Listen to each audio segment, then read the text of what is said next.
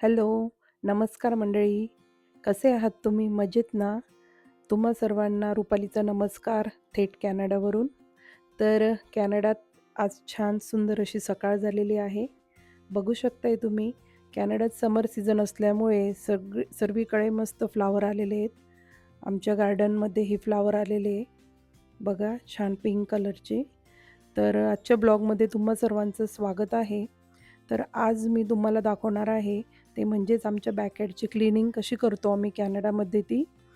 तर कॅनडाच्या घरांमध्ये बॅक साईडला जी जागा सोडलेली असते घराच्या मागे, त्या ठिकाणी तुम्ही गार्डनिंग करू शकतात. त्याला बॅकयार्ड म्हणतात आणि घराच्या समोर जी जागा सोडलेली असते त्याला फ्रंट यार्ड म्हणतात. त्या ठिकाणी सुद्धा आपण गार्डन करू शकतो, फ्रंट यार्ड आणि बॅकयार्ड.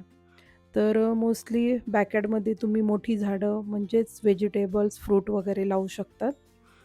तर आज मी ती क्लीनिंग करणार आहे आणि क्लीन करत असताना आम्हाला एक रॅबिट दिसलेला आहे आमच्या बॅकयार्डमध्ये.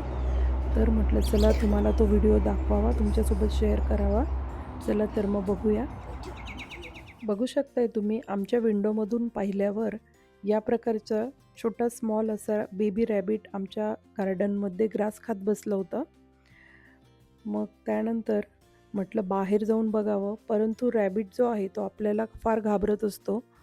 म्हणून थोडा आवाज न करता बाहेर निघाले आणि बघितलं तर छोटा बेबी रॅबिट होता आणि त्याची आई देखील होती, मदर रॅबिट.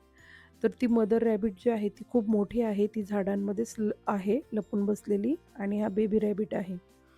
तर कॅनडामध्ये या प्रकारचे वन्य प्राणी हे आपल्या गार्डनमध्ये येत असतात आणि यांना हात लावणं किंवा यांची शिकार करण्यासाठी तुम्हाला एक लायसन घ्यावे लागते. त्याशिवाय तुम्ही असल्या प्राण्यांना टच करू शकत नाही, अन्यथा तो एक गुन्हा आहे.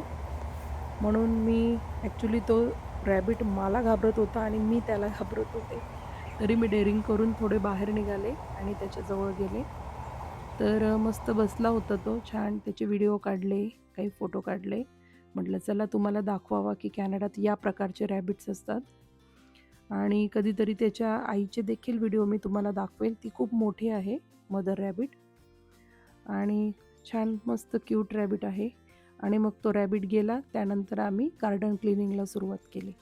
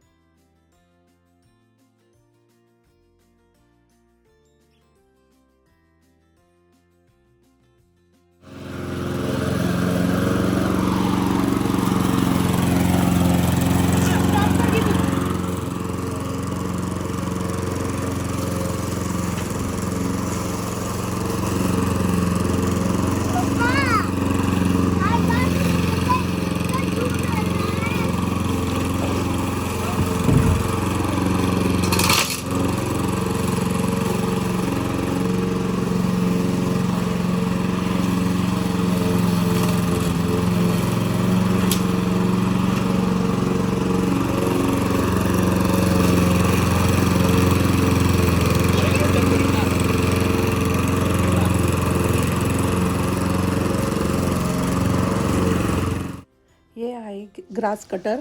याचा ग्रास कटिंग करण्यासाठी उपयोग होतो. तर घर घेतल्यानंतर आपल्याला वेगवेगळे गार्डन टूल्स हे घ्यावेच लागतात, कारण दरवेळेस समरमध्ये वीकमध्ये 2 दिवस तर आपल्याला ग्रास कटिंग ही करावीच लागते, सॅटर्डे संडे. आणि पाऊस जेव्हा जास्त असेल तेव्हा तर खूपच गवताची वाढ झालेली असते.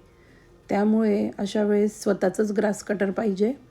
तर आम्ही गार्डनिंगसाठी असे वेगवेगळे टूल्स घेतलेले आहेत, जे तुम्हाला आता बाकीचे पुढे दाखवते मी. तर हे आहे फर्स्ट ग्रास कटर.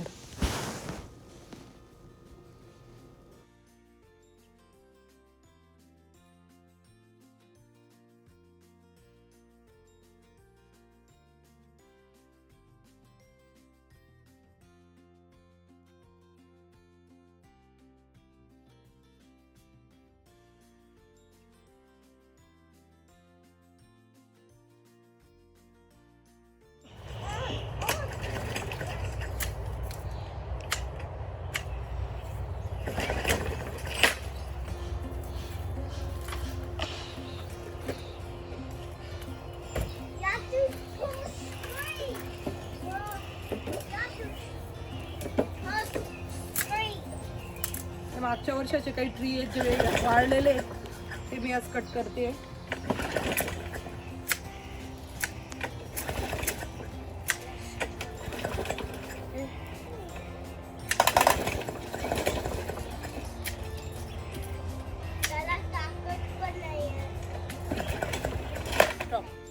आज गार्डन क्लिनिंगसाठी आम्ही पूर्ण परिवारच कामाला लागलेलो आहोत.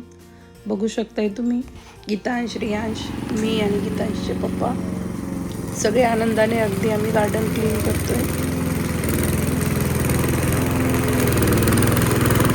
कसलं ट्री लावतोय तू आज? वाव, त्याला इंग्लिशमध्ये काय म्हणतात? या फ्रेश मिंट, पुदिन्याचं ट्री लावणार आहे गीतांश. आणि रियांश तुझं ट्री दाखव. वाव, तू हे लावणार आहे? ओके, चला स्टार्ट करा. ओके, कुठे लावायचंय तुम्हाला ते ट्री? इथे बॉक्स मध्ये लावायचंय. ओके, हां ओके, चला मग वर्क स्टार्ट करा. फर्स्ट काय करायचं?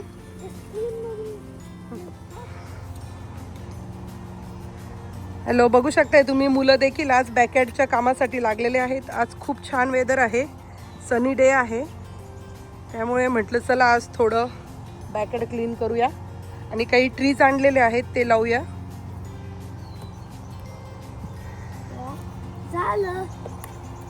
नमस्कार. आम्ही इंडिया गेल्यामुळे यावेळेस आम्हाला सीड लावायला आता टाईम नाही आहे, म्हणून मी नर्सरीमधून काही ट्रीज आणलेले आहेत. व्हेजिटेबल्सचे आहेत, काही फ्लावर्सचे आहेत. तर आता आम्ही ते लावणार आहोत कारण आता वेदर खूप छान आहे. चला तर मी तुम्हाला दाखवते. हे ट्री आणलं आहे मी, कॅबेज, पत्ताकोबीचं आणलं आहे मी. फर्स्ट टाईम पत्ताकोबी लावणार आहे कॅनडाला. बघूया बरं ती कशी ग्रो होते ती. त्यानंतर हे आहे कॅरोट, गाजर. यावेळेस गाजरचं पण मी रोप आणलेलं आहे. त्यानंतर हे आहे रॅडिश, लाल कलरचा जो मुळा असतो त्याचं हे आहे ट्री, ते पण लावणार आहे मी. त्यानंतर आहे red chilli and green chilli. हिरवे मिरचीची रोपं आहेत ती, काही लाल मिरचीची पण आहे. तर ते पण ह्यावेळेस ट्राय करायचं आहे. नंतर आहे पुदिना. पुदिना दरवेळेस मी पॉटमध्ये लावते पण तो एवढा छान काय वाढत नाही, त्यामुळे यावेळेस मी जमिनीत लावणार आहे. बघूया तो आता किती वाढतो. त्याचबरोबर बीट असतं, बीटरूट. हे बीटरूटचं पण आणलं आहे. कॅनडात बीटरूट अगदी छान पद्धतीने आणि खूप मोठ्या साईजचे येतात, त्यामुळे मी हे कंपल्सरी दरवर्षी लावते. नंतर फ्लावर्समध्ये आहे मारीगोल्ड आणि हे आहे कॅनेडियन ट्री. चला तर मग आता हे ट्री लावणार आहोत आणि त्यानंतर ते कसे ग्रो होतात तो एक व्हिडिओ मी तुमच्यासोबत एक अपलोड करणार आहे. थँक्यू. या प्रकारचे गार्डन टूल्सचा वापर करून तुम्ही गार्डन स्वच्छ करू शकतात. जे मागच्या वर्षाचे आलेले ड्राय झालेले गवत असेल ते काढण्यासाठी याचा वापर करू शकतो आपण. आणि आधीचे गवत काढून त्या ठिकाणी मस्तपैकी आताचे आपण नवीन ट्री लावणार आहोत. हे देखील एक ग्रास कटर आहे. याला स्मॉल ग्रास कटर म्हणतात. ज्या ठिकाणी मोठे ग्रास कटर पोचू शकत नाही त्या ठिकाणी या ग्रास कटरचा वापर केला जातो. म्हणजेच आपल्या झाडाच्या ज्या एक्स्ट्रा वाढलेल्या फांद्या वगैरे असतील ते कट करण्यासाठी याचा वापर केला जातो. आपण जे ट्री लावतो त्यासाठी बाहेरच्या मातीची गरज असते. त्यासाठी आम्ही या प्रकारच्या बॅग्स आणतो मातीच्या. ही मातीची बॅग्स आपल्याला कॅनेडियन टायर किंवा वॉलमार्ट अवेलेबल असते. आणि ही माती तुम्ही बघू शकताय जवळ. ही माती टाकल्यानंतर झाडांची वाढ ही लवकर होते.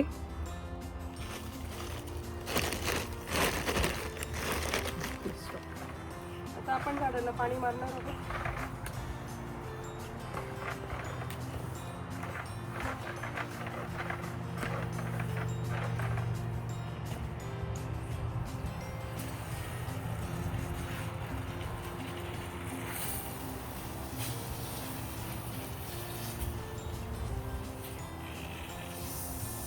करू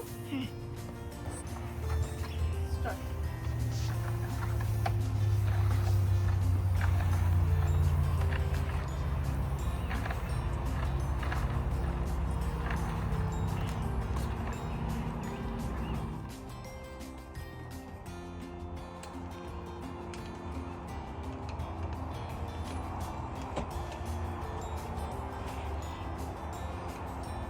अशा प्रकारे पूर्ण अम्ब्रेला ही ओपन झालेली आहे.